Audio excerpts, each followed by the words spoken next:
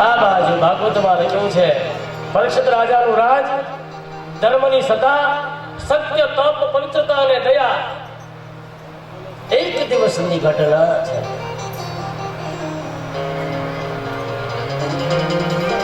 પરીક્ષિતને વિચાર આવ્યો કે મારું રાજ્ય સુશાસિત રાજ્ય છે, બધા સુખી છે, નગરની ચર્ચા માટે નીકળે છે, ફરે છે બધે. મારી પૂર્વની દિશા, મારી પશ્ચિમની સરહદ, મારી દક્ષિણની સરહદ બરોબર તો છે ને, કોઈ વિઘ્ન તો નથી ને, મારી પ્રજા શાંતિથી જીવે છે ને.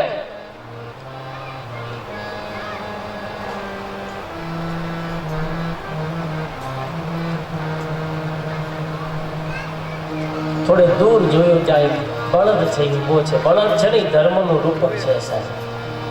ધર્મના 4 છે સ્તંભ હોય: સત્ય, તપ, પવિત્રતા અને દયા. એ 4 છે ધર્મનું છે ને અંગ છે. 3 લુપ્ત થઈ ગયા, અત્યારે છેલ્લું છે દયા. એની માથે કળયુગ છે એ હાલે છે. એક પગ ઉપર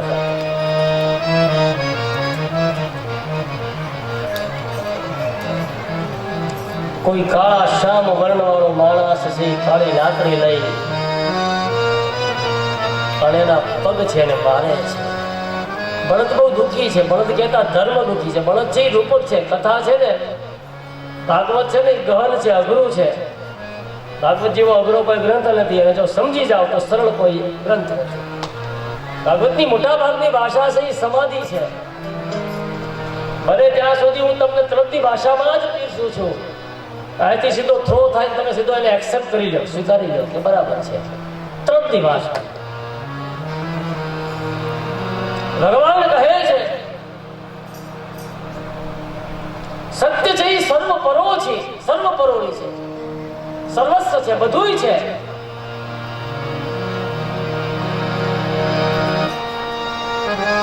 દયા આવી ગઈ છે. દોડતો દોડતો પોતાનો ઘોડો લઈ બોલે કોણ છે? કારણ કે ગમે તો પાંડવોનું લોહી છે. દયા એના લોહીમાં ભરેલી છે. બાપ બોલે આ શુદ્ર પુરુષ કળી છે. રાજા મને બહુ ભજવે છે, મને હેરાન કરે છે.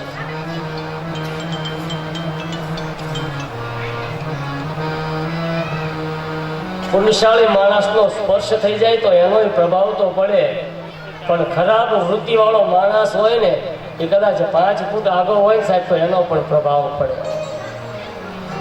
એની નેગેટિવ ઉર્જા છે ને તમારામાં આવે આવે ને આવે. એટલા માટે સત્સંગની બહુ જરૂર છે. કલીને પકડ્યો છે. ખબરદાર, આજ પછી મારા રાજ્યની અંદર પ્રવેશ કર્યો. બોલે હે રાજન, આપ દયાળુ છો, મેં તમારી કથાઓ સાંભળી, મને કોઈ એવો રસ્તો બતાવો, મારે જવું ક્યાં હતો? 4 સ્થાન બતાવે પરીક્ષિત રાજા: જુગાર, મદિરાપાન, સ્ત્રી સંગ અને ચોથું હિંસા. ત્યાં જઈને કાયમ માટે નિવાસ કરો. છતાં પ્રવેશ કરવો છે ને કપટ કરે છે. હજી એકાદી જગ્યા આપો ને. ત્યારે દયા આવી છે ને કીધું છે કંચનમાં જઈને નિવાસ કરો. સોનું, સુવર્ણ ઘેરે આવ્યો છે. પ્રભુ સ્મરણ શરૂ છે. પરંતુ કળીનો સ્પર્શ થયો ને, બુદ્ધિ છે એ બગડી છે. વિચાર આવ્યો કે લાવીને મારા પિતાએ ઘણું બધું પટારા ભર્યા, સોના ચાંદીના, હું જોઉં એમ. એક કરતો બીજો કબાટ ખોલ્યો અને બરોબર એમાં સહદેવનો મુગટ જોયો. સહદેવ કયો સહદેવ? જરાસંઘનો પુત્ર સહદેવ. એનો મુગટ છે એ ભીમે આંચકી લીધેલો અને મૂકેલો. કારણ કે અધર્મનો મુગટ, એ મુગટ લીધો, ગયો અને ધારણ જ્યાં કર્યો.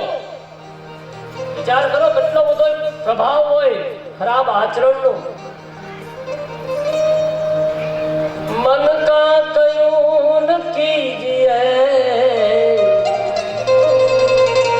मन जहाँ तहाँ ले जाए, मन को ऐसो मारिए, मन चूर चूर हो जाए। मन को ऐसे मारिए, चूर चूर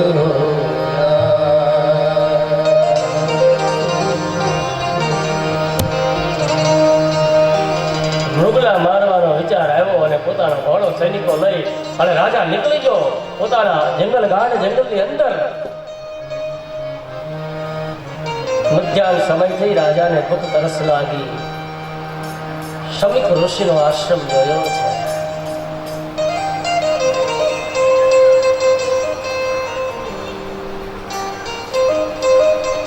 સંત છે, જપમાં છે, ધ્યાનમાં છે.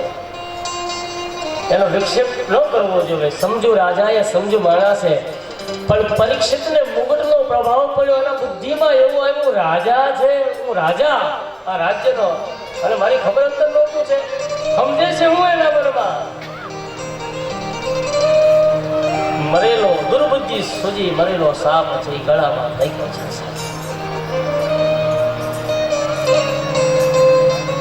બીજાને છેતરનારો હંમેશા પોતાની જાતને પણ છેતરે છે.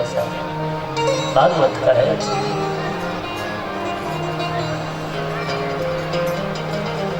ઈશ્વર તો શમિક છે, સ્થિત પ્રજ્ઞ છે.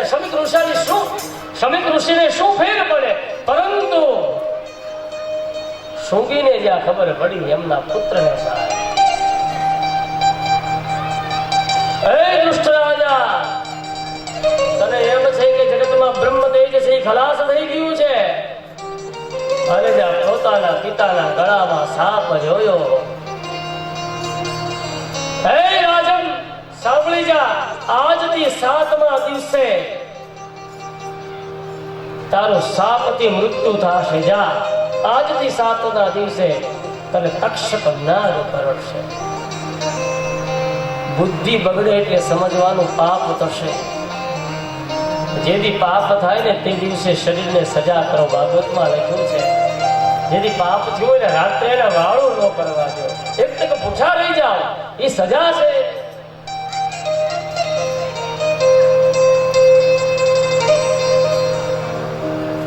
ગંગાના કિનારે આવ્યા છે પરીક્ષિત રાજા. ઋષિઓ 88,000 બ્રાહ્મણો નૈમિષારણમાં નિવાસ કરે છે. એક બ્રાહ્મણ મંત્રથી સ્થપિત, અને ધારે તો ઈશ્વર પણ તેને કાયમ દર્શન આપે એવા બ્રાહ્મણો એ ગંગાના કિનારે. પરીક્ષિત રાજા છે ને, એને ઋષિ મુનિઓ આગળ પોતાનું પાપ જાહેર કર્યું છે. દંડ છે પરીક્ષિત. હું ધર્મી છું, મારો ઉદ્ધાર કરું. મેં બ્રાહ્મણ નું અપમાન કર્યું. લોકો પાપ છુપાવે, કવડી મોટી તૈયારી પાપ છે એનો પ્રચાર કર્યો છે. મને કોઈ એવો રસ્તો બતાવે, કોઈ એવો સદગુરુ આવી જાય, મને 7 દિવસમાં મુક્તિ મળે.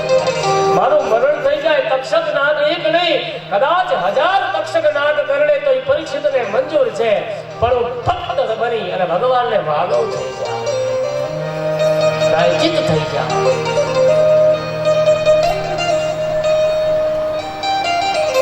હું લંબાવું, હું માગું, તું આપે, એ વાત મને મંજૂર નથી.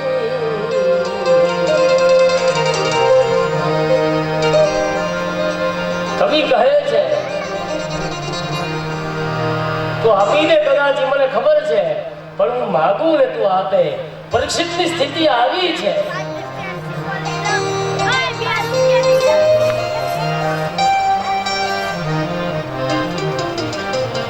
પરીક્ષિતે મૃત્યુની વેદનાનો વિચાર કર્યો નથી, જન્મ મૃત્યુના દુઃખની વિચારથી બસ ગમે તેમ થઈ જાય, મને 7 દિવસમાં સાયુક્ત મુક્તિ મળે. હે બા, કોઈ ઋષિ પરીક્ષિતને ઉપદેશ આપવા માટે તૈયાર નથી સાહેબ.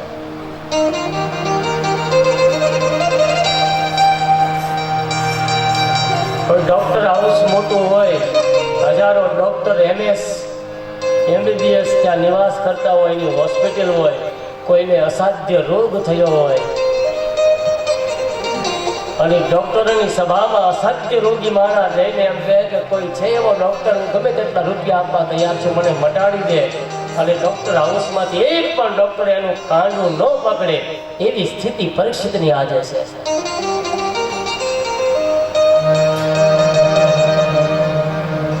પરમાત્માને પ્રાર્થના કરી કહ્યું કે બ્રહ્માસ્ત્રથી ગર્ભમાં મારું રક્ષણ તે કર્યું હતું. હું પાપી છું, દુષ્ટ છું, નિર્દયી છું. હે ભગવંત, પરમાત્માને ખબર પડી લાયક ચેલો આવ્યો છે. સુખદેવજી મહારાજને હવે વિનંતી કરી, બાપ જાઓ, તમે જેની વાટે છો. અને સુખદેવજી મહારાજ શિવજીનો અવતાર છે સાહેબ. કર્મ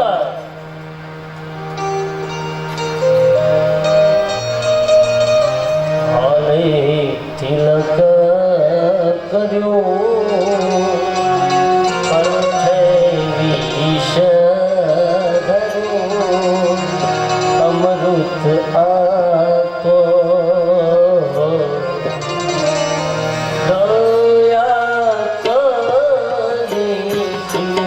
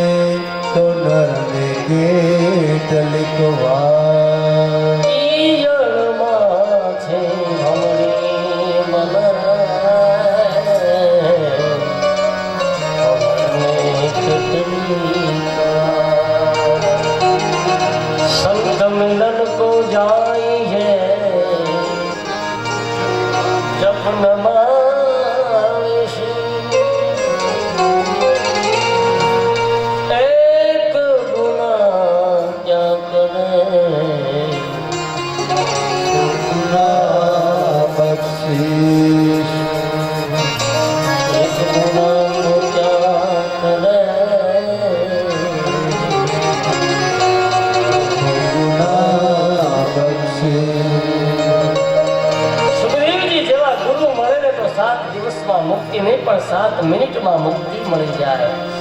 સુખદેવજી કહે છે કે હે રાજન, તમે મને સુંદર પ્રશ્ન કર્યો. તમારી મૃત્યુ ભેટવાની તૈયારી છે, પરંતુ જન્મ મૃત્યુ જરા વ્યાધિ દુઃખ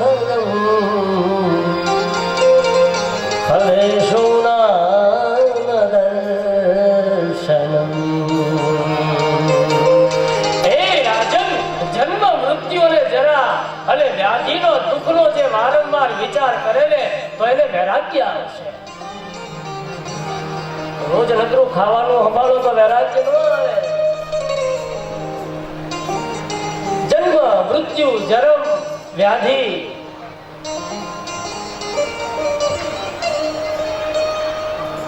આજે ઢોકળીનું શાક બનાવજો, કાલે આખા રીંગણાનું બનાવજો, વ્યવસ્થા માટે બરાબર છે, પણ વારંવાર ખાવાના વિચારો આવે, વારંવાર માયાના વિચારો આવે, વારંવાર પોતાના ઘરના વિચારો આવે, વારંવાર પોતાના પત્ની બાળકોના કુટુંબના વિચારો આવે. સાહેબ, આ બધી આસક્તિ છે.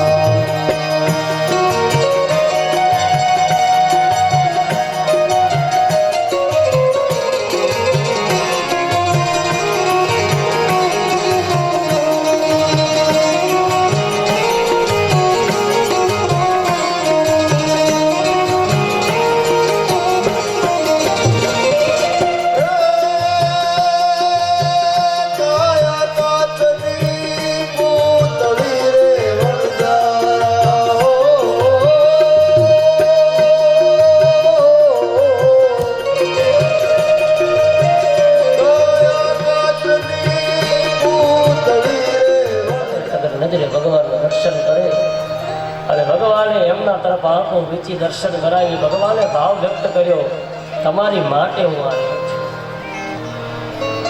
વિદુરજીના હૃદયમાં એવું પડેલું કે ભગવાન મને એકવાર કાકા કહીને બોલાવે. સમધિમાં ભગવાન શાંતિ મંત્રણા માટે આવેલા નિષ્ફળ નથી ગયા, પરંતુ હવે યુદ્ધ સિવાય બીજો કોઈ વિકલ્પ નથી. અને પાછલા દ્વારેથી ઝૂંપડીમાં ભગવાન હળુક લઈને પડદો ઓછો કરી ત્યાં તો વિદુરજીનું કોઈ સાહેબ હાલવું કાકા તમારો સેવક તમને વંદન કરે છે. આજ મેં આનંદ ભયો. ઘરે કોઈ પણ વસ્તુની વ્યવસ્થા નથી. ભાગવતમાં કથા છે, બાજીના એકાદ બે કણ પાંદડા એ જોઈ અને ભગવાન પોતે સાહેબ દર્ભનું આસન નથી, આસનનો પણ વિચાર નથી. અને સુરભાને વિદુર આપે અને ભગવાન છે આરોગ્ય છે. કહેવાનો અર્થ ભગવાન છે એ પ્રેમના.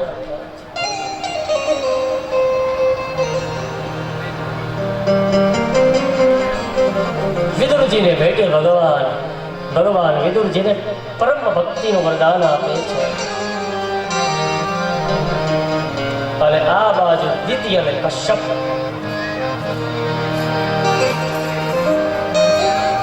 સંધ્યાનો સમય છે. દિતિએ સોળે શણગાર સજો છે. કશ્યપ છે સંધ્યા સમયે કશ્યપની કશ્યપ ભાન બોલે છે.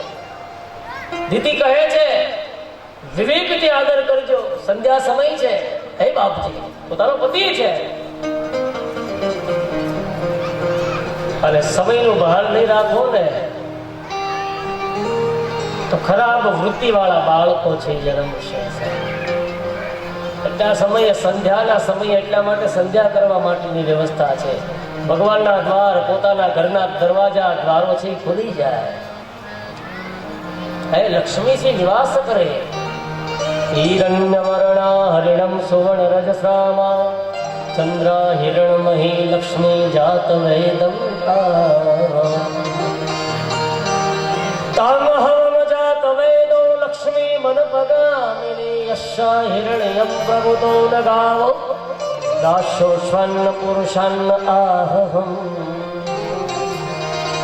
એટલા માટે એ દિતિ અને કશ્યપના જીવનની કહાનીમાં ભાગવત કહે છે એમને ત્યાં જે સંતાનો થયા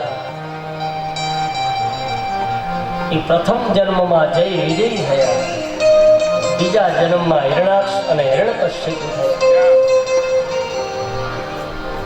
હિરણ્યકશિપુની કથા પછી આવે. પહેલા હિરણાક્ષ પ્રથમ અવતારમાં જય વિજય થયા કે જેને સંતાજીને રોક્યા ભગવાનનું દર્શન કરવા માટે. ખબરદાર કોઈ અંદર પ્રવેશ કર્યો, મારા ભગવાન છે ત્યારે વિરાજે છે.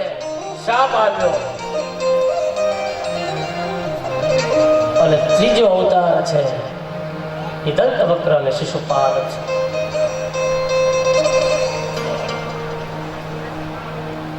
એ વરાહ છે એ પૃથ્વીને લઈને પાતાળની અંદર વયો જાય સાહેબ. હિરણાક્ષ છે ભગવાન ત્યારે વરાહ અવતાર ધારણ કરીને આવે. મેં સવારે કીધું વર વત્તા આ સત્કર્મ કરવા માટેનું મુહૂર્ત ન હોય, એનો કોઈ દિવસ ન હોય, એનો કોઈ ચોઘડિયો ન હોય. માણસે જે દિવસે સેવા કરે, ધર્મનું કામ કરે, ઈશ્વરને મળવાનો ઉત્તમમાં ઉત્તમ સમય.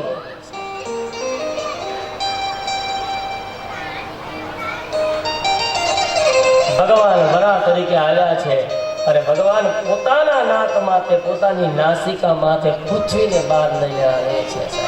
પહેલો અવતાર જય વિજય, દ્વિતીય અવતાર હિરણાક્ષ અને હિરણ્યકશિપુ, અને વળી પછી પ્રકરણ બદલે છે.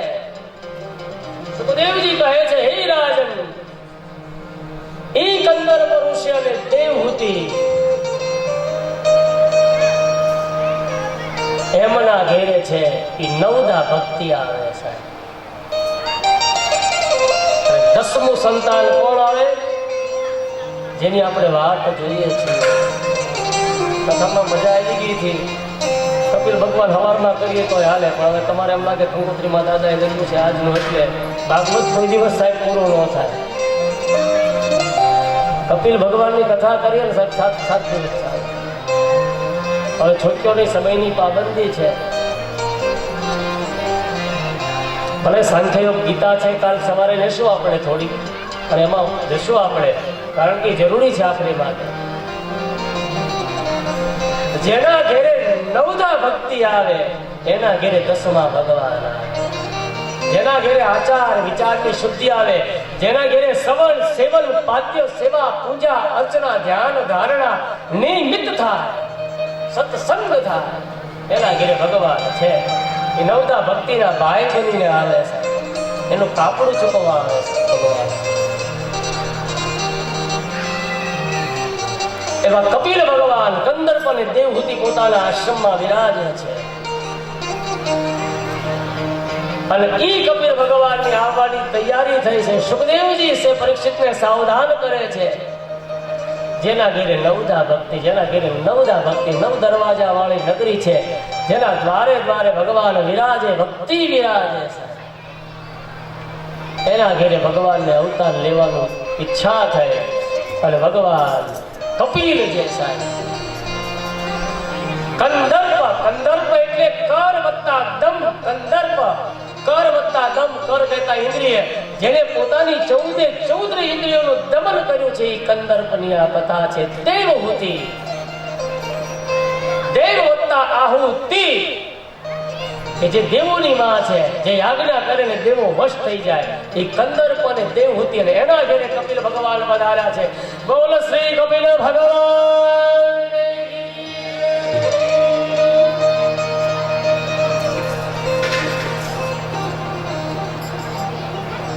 ગોવિંદ બોલો હરે ગોપાલ બોલો. ગોવિંદ બોલો. આરતી માટેની તૈયારી કરાવો. ગોવિંદ બોલો હરે ગોપાલ બોલો. ગોવિંદ બોલો હરે ગોપાલ બોલો. ગોવિંદ બોલો હરે ગોપાલ બોલો. ગોવિંદ બોલો હરે ગોપાલ બોલો.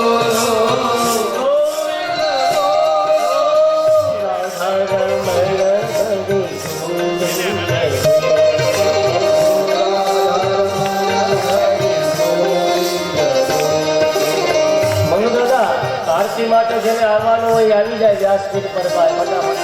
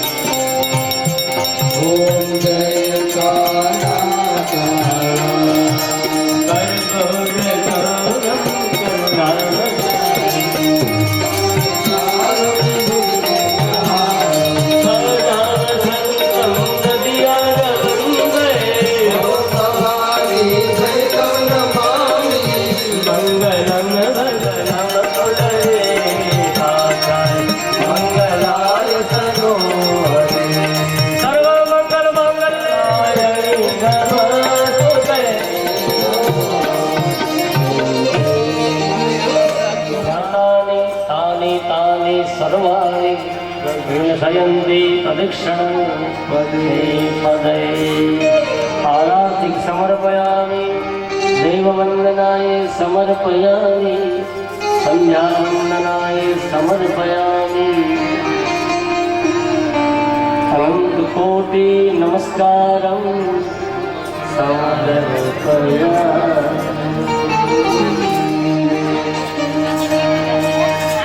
मीठे रस से भरी राधा गई, राधा रानी लागे जमुना नीनो कारे कारे राधा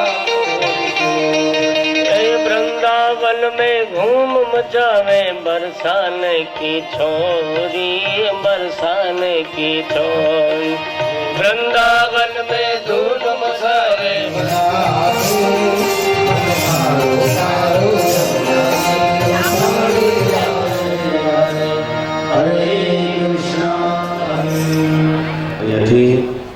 જ્યાં સુધી સ્વયંસેવક મિત્રોને સૂચના ન મળે ત્યાં સુધી ભોજન પ્રસાદ માટે કોઈ પણ ભાઈઓ જશે નહીં. થોડી વાર માટે પોતાનું સ્થાન જાળવી રાખીશું. પોતાના જીવનને ધન્ય બનાવવા માટે તો અહીંથી પણ એક યાદી કરવામાં આવી છે. કદાચ રહી ગયું હોય કે મામેરા પેઠે અહીંથી કુટુંબે પડોશિયા પરિવારના ભાઈઓ આયોજન કર્યું છે કે આપણી બેન દીકરી થઈ એ જો કંઈ કળોયો આવે એને આપણે ફૂલ નહીં તો ફૂલની પાકડી છે અર્પણ કરીએ. તો એવું કોઈ રહી ગયું હોય બને ત્યાં સુધી જીતુભાઈ કીધું કે પહોંચાડી દીધું છે તો છતાં છે તેઓ સામેથી કે કયા રહી ગયા છે અથવા કોઈની બાજુમાં કોઈ યાદી કરાવે. કારણ કે તમારી માટે જ છે સાહેબ. બેન દીકરી સાધુ બ્રાહ્મણ ગાયો માટે જ સત્કર્મ હોય બરાબર. એટલે ફરી વાર યાદી કરાવું એ યાદી ત્યાં કરાવે ચોક્કસ બરાબર છે. કારણ કે આપવાનું જ છે, ભાગવાની વાત નથી, આપવાનું પણ છતાં કોઈની નજરમાં ન આવ્યું હોય એવડું મોટું કામ છે. ઘણી બધી પ્રવૃત્તિ હોય છે, ઘણી બધી એક લોકો છે એ પોતાનું મન લઈને ફરતા હોય રસોડે ઉતારે બરાબર. તો પ્રાર્થના છે કે તેઓ ત્યાં પણ યાદી કરાવે. જય શ્રી કૃષ્ણ. તરફથી આવે છે રસોઈ પેટે 75,000 રૂપિયા આવે છે હામાભાઈ જાદવભાઈ તથા ધરમસિંહભાઈ કળથિયા તરફથી. 75,000 રૂપિયા આવે છે બુધાભાઈ સગનભાઈ કળથિયા તરફથી રસોઈ પેટે. 75,000 રૂપિયા આવે છે રણછોડભાઈ પોપટભાઈ કળથિયા, હિંમતભાઈ જીવરાજભાઈ કળથિયા, પ્રવીણભાઈ જીવરાજભાઈ કળથિયા, મહેશભાઈ ઓધવજીભાઈ કળથિયા અને પરેશભાઈ ઓધવજીભાઈ કળથિયા. તો દાતાશ્રીઓને બે હાથથી તાળીઓ પાડી એનું અભિવાદન કરશો. ત્યાર પછી 1 લાખ રૂપિયા આવે છે શ્રી ઠાકરસિંહભાઈ સરપંચ. આપણા માટે ગૌરવ લેવા જેવી વાત છે કે આપણા પરિવારના એક મુખ્ય અગ્રણી કહેવાય તેમના તરફથી 1 લાખ રૂપિયા પૂરા આવે છે. તો તાળીઓના ગડગડાટથી એમને વધાવશો. ત્યાર પછી 75,000 રૂપિયા આવે છે નારાયણ કાકા કળથિયા, ધનજીભાઈ દયાળભાઈ ધામેલિયા અને લાલુભાઈ દયાળભાઈ ધામેલિયા. એક કળથિયા પરિવાર માટે ગૌરવ લેવા જેવી વાત કહેવાય કે કળથિયા પરિવાર સિવાય આપણા ગામનો પરિવાર કહેવાય એવા ધામેલિયા પરિવારના આપણા પરિવારજનો જેવા જે છે એ દયાળભાઈ ધનજીભાઈ દયાળભાઈ અને લાલુભાઈ દયાળભાઈ તેમના તરફથી પણ રસોઈ પેટે આપણને લાભ આપવામાં આવ્યો છે. તો તાળીઓના ગડગડથી એમને પણ વધાવો. આવે છે ઉમેશભાઈ મગનભાઈ કળથિયા અને હિતેશભાઈ મગનભાઈ કળથિયા. તાળીઓના ગડગડાટથી વધાવો, તાળીઓ ઓછી ન પડવી જોઈએ. ત્યાર પછી એક આપણા પરિવાર માટે બીજી ગૌરવ લેવા જેવી વાત કે આપણા કળથિયા પરિવારના પરિવારજન નથી પરંતુ આપણા ગામના પરિવારજન છે, છતાં પણ એમને 25,000 રૂપિયા સપ્તાહના યજમાન શ્રી રમેશભાઈ રામજીભાઈ પરમાર. તો તેમને પણ તાળીઓના ગડગડાટથી વધાવો. 11,000 રૂપિયા દેવસીભાઈ વૈશ્રામભાઈ કળથિયા તરફથી આવે છે સપ્તાહ પેટે. તો તેમને પણ તાળીઓના ગડગડાટથી વધાવો.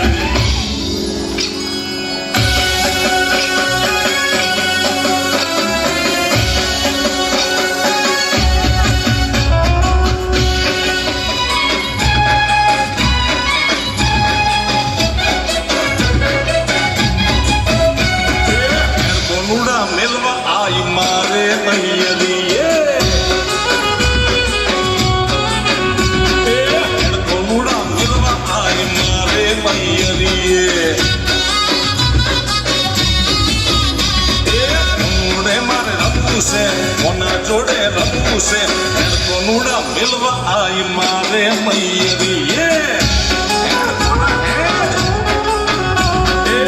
કોનુડા મિલવા આઈ મારે મૈયરી